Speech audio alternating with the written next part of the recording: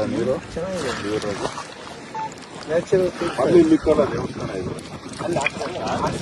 ಪಾಪ ಇಂಜಿನಿಯರು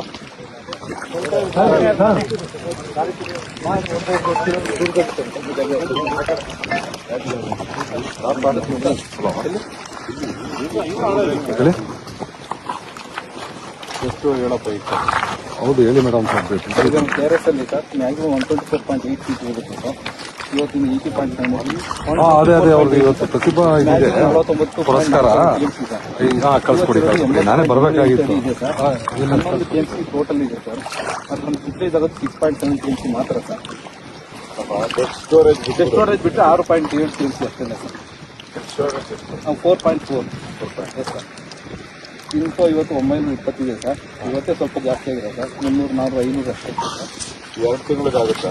2 ತಿಂಗಳು 1 ತಿಂಗಳು 3 TMC ಬೇಕು ಸರ್ ನಮಗೆ. ಆವಿ ಆಗೋದು ಅದೆಲ್ಲ ಸೇರಿ ಸರ್ ನಮ್ಗೆ 2.5 TMC ಬೇಕು ಸರ್. ಆವಿ ಆಗೋದು ಮತ್ತು ಲೀಕೇಜ್ ಒಂದು 0.5 TMC ಇಟ್ಕೊಳ್ತೀವಿ ಸರ್. ಎಷ್ಟು ಆವಿ ಆಗೋದು? ತಿಂಗಳಿಗೆ ಆವಿ ಆಗೋದು? ಅದು ಇಲ್ಲ ಸರ್, ತಿಂಗಳಿಗೆ ಸರ್. ಎಷ್ಟಾಗುತ್ತೆ? ತಿಂಗಳಿಗೆ 0.2, 0.3 ಆಗುತ್ತೆ ಸರ್. ಲೀಕೇಜ್ ಎಲ್ಲ ಸೇರಿ ಸರ್ 0.5 ಅರ್ಧ TMC ಸರ್. ಕುಡ್ಲಿಕ್ಕೆ 2.5 TMC, ಅರ್ಧ TMC ವೇಸ್ಟೇಜ್, ಎವಾಪರೇಷನ್ನು, ಸೀಸೇಜ್ ಇದೆ